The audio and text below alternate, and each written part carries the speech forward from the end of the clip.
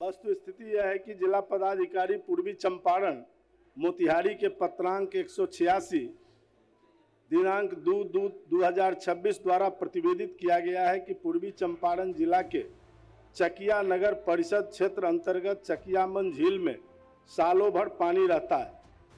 उक्त के आलोक में भूमि के संबंध में वर्णित स्थल को विकसित करने हेतु विभागीय पत्रांक 380 दिनांक 5/2/2026 द्वारा पुनः प्रतिवेदन की मांग विहित प्रपत्र में जिला पदाधिकारी पूर्वी चंपारण मोतिहारी से की गई है। प्रतिवेदन प्राप्त होने के पश्चात समीक्षोपरांत अग्रेतर कार्रवाई की जाएगी। मंत्री ऋतुराज कुमार, मंत्री जी एगो समय सीमा निर्धारित करिए ना, कब तक मंगा कर उसको जो है सो करवाना चाहेंगे। एगो शीघ्र नहीं, एगो अति शीघ्र बताइए, अति शीघ्र मंगवाई जाएगी। श्री ऋतुराज कुमार। महोदय, अध्यक्ष महोदय, उत्तर प्राप्त हुआ है और जो भी सब स्टेशन का जिक्र किया गया है उससे व्यवस्था जो पहले थी उससे सुधरी है। इसके लिए मैं सरकार का धन्यवाद भी देना चाहता हूं। मगर आसन के माध्यम से माननीय मंत्री जी से अनुरोध करना चाहता हूं कि अगर वहां पे काको में जैसे विचाराधीन है सब स्टेशन के लिए, उसके जगह अगर ग्रिड बन जाता तो जहानाबाद शहर के उत्तरी इलाके में, शहर में, काको में गर्मी के मौसम में लोड शेडिंग बहुत बढ़ जाती है, जिसकी वजह से समस्या होती है। अगर वहाँ पे ग्रिड बन जाता तो ग्रिड की क्षमता ज़्यादा होती है पावर सब स्टेशन से। तो माननीय मंत्री से अनुरोध करना चाहता हूँ कि अगर ग्रिड की जी धन्यवाद। माननीय मंत्री खड़े होकर बोल दीजिए। सुझाव स्वीकार है। माननीय सदस्य प्रफुल्ल कुमार मांझी।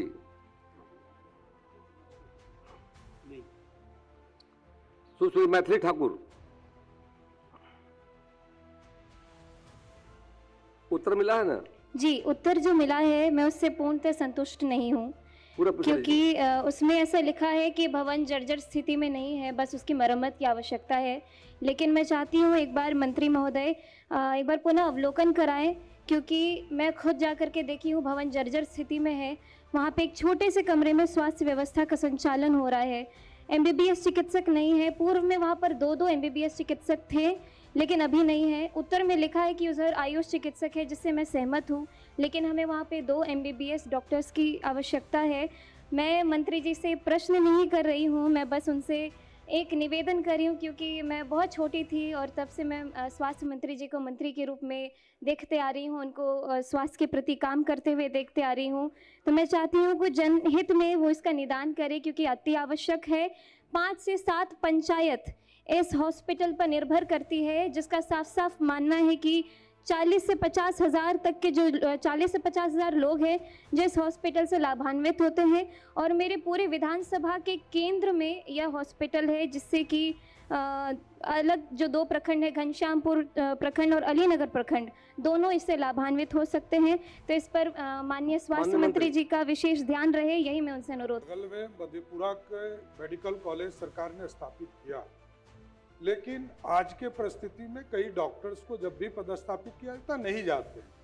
इसके लिए आगे पॉलिसी भी बना रहे हैं कि हम सरकारी जो नौकरी करेंगे उनको हम किसी भी हालत में प्राइवेट प्रैक्टिस नहीं करने देंगे, इसकी पॉलिसी बन रही है। लेकिन जो चिंता है माननीय सदस्य की कि उसी जगह पर जहां सदर अस्पताल है, उन लोग उस जगह को हम लोगों ने पूरी तरह समीक्षा कराया था।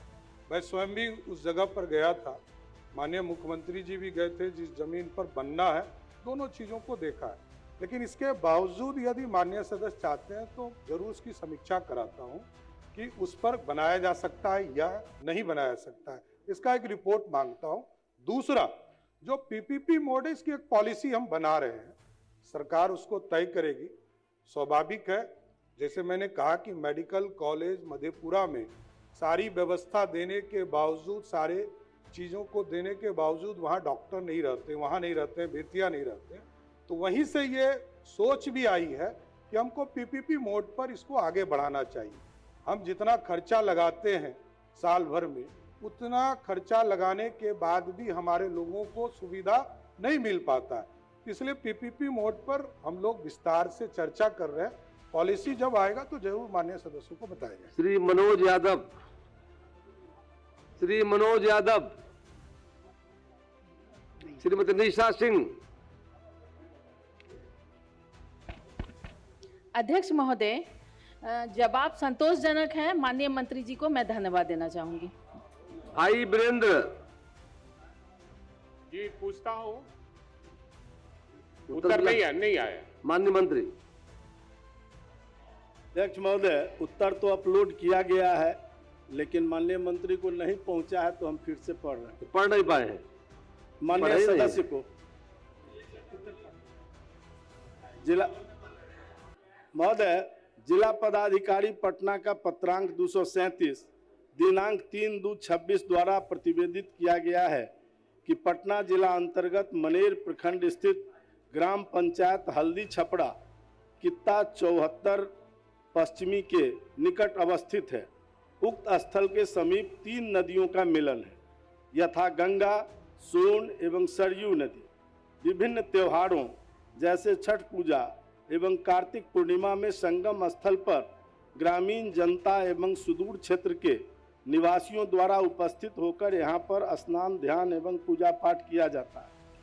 संगम हल्दी छपड़ा घाट से करीब 200 मीटर नदी के बीच में, जहां स्थानीय नाव के माध्यम से निवासी आवागमन करते हैं, घाट से लगी हुई है। जमीन गंगा के प्रवाह क्षेत्र के अंतर्गत आती है एवं कोई बसावट नहीं है। पर्यटन विभाग द्वारा किसी भी स्थल को पर्यटक स्थल घोषित नहीं किया जाता है। विभागीय पत्रांक 375 दिनांक 4/2/2026 द्वारा उक्त स्थल को विकसित करने हेतु भूमि से संबंधित विहित प्रपत्र में प्रतिवेदन की मांग जिला पदाधिकारी पटना से की गई है।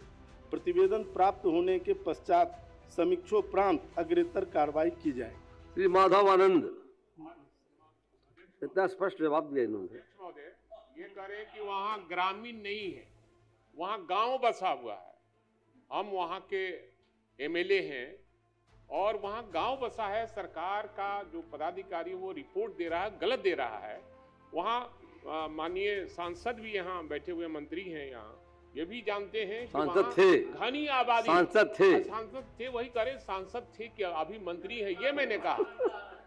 और ये भी जानते हैं वहाँ की स्थिति कि वहाँ निश्चित रूप से गंगा, सोन और सरयुग नदी बहती है। वहाँ पर्यटक स्थल को विकसित, मैंने वहाँ पर्यटक स्थल घोषित करने का सरकार से मैं मांग करता हूँ। और कई बार इस तरह का क्वेश्चन हुआ, इसीलिए डीएम से मांगा गया प्रतिवेदन, और वहाँ काफी बसावट है। ग्रामीण प्रतिवेदन मिलने के बाद कार्रवाई की जाएगी। एकदम नजदीक में गाँव है। श्री माधवानंद। आगे आओ, क्वेश्चन है। अध्यक्ष महोदय, जवाब मिला है मंत्री जी का। माधवानंद जी। अध्यक्ष महोदय, माननीय मंत्री जी का जवाब मिला है, लेकिन जवाब आया है, लेकिन जवाब से पूरी तरह संतुष्ट नहीं हो गया। अध्यक्ष महोदय, मंत्री जी का जवाब मिला लिखित भेज दीजिएगा। माननीय मंत्री लिखित भेज दीजिएगा। मंत्री जी का जवाब मिला है, लेकिन पूरी तरह संतुष्ट नहीं हूँ। पूरा प्रश्न पूछना चाहता हूँ। माननीय मंत्री जी ने उत्तर में कहा कि रोहतासगढ़ किला का कुछ भाग भारतीय पुरातत्व सर्वेक्षण पटना प्रमंडल के अंतर्गत संरक्षित है और इसके संरक्षण एवं विकास का काम प्रस्तावित है। क्या मंत्री जी यह बताएंगे कि प्रस्तावित विकास का विवरण क्या है? दूसरा, उत्तर में कहा गया कि किला का कुछ भाग भारतीय पुरातत्व सर्वेक्षण। माधव जी आप पूरा पूछ लीजिए। पूरा की पूछ रहा हूँ। आपका रोपवे का निर्माण के संबंध में। रोपवे का निर्माण। माननीय मंत्री बैठ जाइए, जवाब सुन लीजिए। रोपवे का निर्माण का आपका है? अध्यक्ष महोदय, जिला पदाधिकारी रोहतास के पत्रांक 27 दिनांक 2/2/26 द्वारा प्रतिवेदित किया गया है कि रोहतास जिला स्थित रोहतासगढ़ किला का कुछ भाग भारतीय पुरातत्व सर्वेक्षण पटना प्रमंडल के अंतर्गत एक संरक्षित स्मारक है, जिसे वर्ष 1915 में गजट नोटिफिकेशन B01814E दिनांक 1/12/1915 द्वारा राष्ट्रीय महत्व का संरक्षित स्मारक घोषित किया गया है। इस स्मारक के संरक्षण एवं रखरखाव संबंधी कार्य आवश्यकता एवं वित्तीय संसाधनों की उपलब्धता के आधार अनुसार निष्पादित किए जाते हैं। वर्तमान में भी स्मारक के संरक्षण एवं विकास कार्य प्रस्तावित हैं। वन प्रमंडल पदाधिकारी रोहतास, वन प्रमंडल सासाराम का पत्रांक 413 दिनांक 31/1/2026 द्वारा प्रतिवेदित किया गया है कि रोहतास वन प्रमंडल के चेनारी वन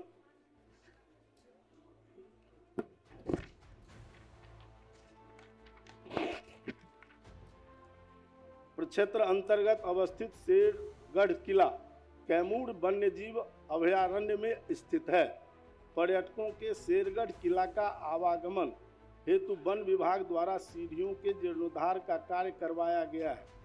साथ ही पर्यटकों की सुविधाओं हेतु शेरगढ़ किला की साफ सफाई कार्य समय समय पर किया जाता है। पर्यटन विभाग द्वारा वित्तीय वर्ष 14-15 में रोहतासगढ़ किला पर नए आकाशीय रज्जुपथ रोपवे का अधिष्ठापन हेतु 12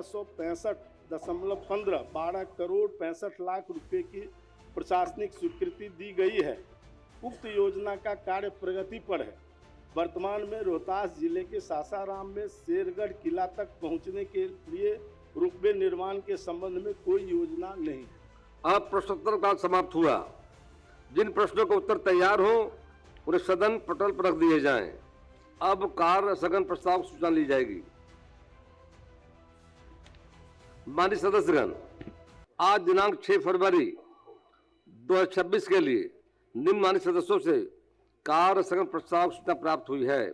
श्री अजय कुमार साबिशा, श्री संदीप सौरभ साबिशा, श्री राहुल कुमार साबिशा, श्री अजय कुमार साबिशा, श्री आलोक कुमार मेहता साबिशा, श्री कुमार सरबजीत साबिशा, श्री अरुण सिंह साबिशा, श्री रणविजय साहू साबिशा आज दिनांक 6 फरवरी 26 को सदन में वित्तीय वर्ष 26-27 का व्यक्तिगत समान विमर्श निर्धारित। अतः बिहार विधानसभा की प्रकृति प्रकाश संचालन नियमावली के नियम 171/1 एवं नियम 47/2 के तहत नियमानुकूल नहीं रहने के कारण कार्य स्थगन प्रस्ताव सूचना को आह्वान किया जाता है। अब समझते हैं कि इस पर कार्य स्थगित करके इस पर विमर्श करना चाहिए सदन। महोदय, अभी रबी का सीजन में किसानों को यूरिया की भारी कमी और परेशानी की सामना करना पड़ रहा है। सरकारी दरें क्रमशः 266 रुपया निर्धारित है, किंतु बाजार में यूरिया 370 रुपये से लेकर के 450 रुपया प्रति बैग तक बिक रहा है। सरकार के गलत आकलन और आपूर्ति प्रबंधन की विफलता के कारण किसानों को ऊंचे दामों पर बाजार से खाद खरीदने के लिए विवश होना पड़ रहा है। कार्रवाई के नाम पर केवल खुदरा विक्रेताओं को बलि का बकरा बनाया जा रहा है, जबकि बड़े थोक व्यापारी बच निकलते हैं। साथ ही प्रखंड कृषि पदाधिकारी, कृषि समन्वयक के भ्रष्टाचार के कारण किसानों को गंभीर कठिनाइयों का सामना करना पड़ रहा है। अतः दिनांक 6 आज के दिन सारे पूर्व निर्धारित कार्यक्रम को स्थगित कर बिहार के किसान को राहत देने हेतु खाद की पर्याप्त आपूर्ति एवं मूल्य नियंत्रण और भ्रष्टाचार पर अंकुश लगाने जैसे अति लोक महत्व के विषय पर विमर्श हो। अब शून्यकाल लिए जाएंगे। श्री नंद किशोर राम। पश्चिम चंपारण जिला अंतर्गत रामनगर में रामनगर बाजार अवस्थित है। हरिनगर शुगर मिल भी है। इसके बावजूद भारी वाहनों का आना जाना लगा रहता है, इसलिए रामनगर लौरिया, रामनगर नरकटियागंज, रामनगर गोवर्धना मार्गों के लिए रामनगर से बाहर बाईपास हेतु के साथ साथ रामनगर गोवर्धना मार्ग की चौड़ीकरण की मैं सरकार से मांग करता हूं। श्री मुरारी मोहन झा।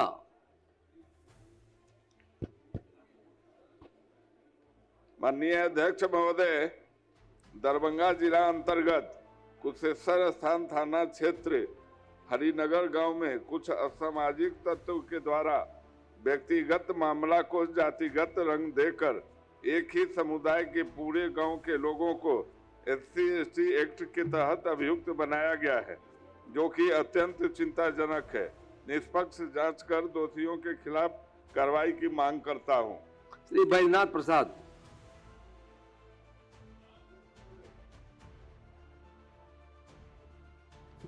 सीतामढ़ी जिला में BPL मद का नवंबर एवं दिसंबर माह 2025 का करीब 5000 मीट्रिक टन खाद्यान्न व्ययगत हो गया है। सरकार दोषियों को चिन्हित कर विधि सम्मत कार्रवाई करे एवं रिक्त जिला प्रबंधन के पद को अस्थायी अधिकारी से भरने का की कृपा करें। रोमित कुमार।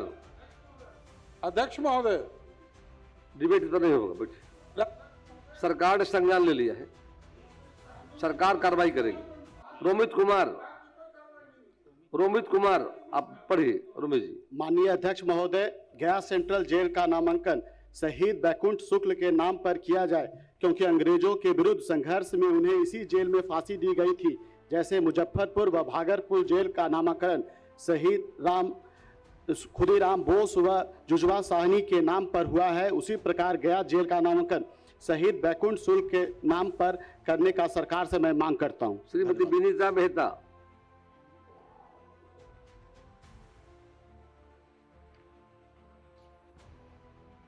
माननीय अध्यक्ष महोदय, नवादा जिला के रोह प्रखंड 45 किलोमीटर दूर रजौली अनुमंडल में है, जिस कारण आम जनता को जन सुविधा प्रशासनिक सुगमता में काफ़ी कठिनाई होती है, जबकि 15 किलोमीटर नवादा अनुमंडल है। सरकार से रोह प्रखंड को रजौली अनुमंडल से हटाकर नवादा अनुमंडल में शामिल करने की मांग करती हूँ।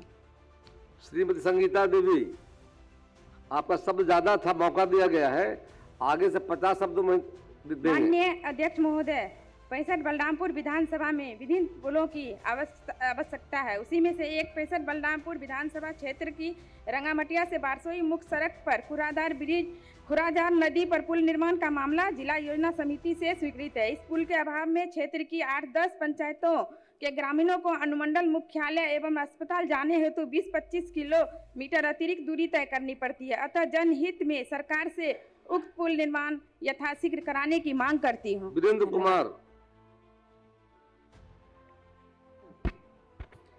अध्यक्ष महोदय, रोसड़ा विधानसभा अंतर्गत शिवाजी नगर प्रखंड के करियन गांव में लगभग 4 एकड़ सरकारी जमीन उपलब्ध है। स्टेडियम निर्माण की मांग सरकार से करता हूं। श्री भरत बिंद।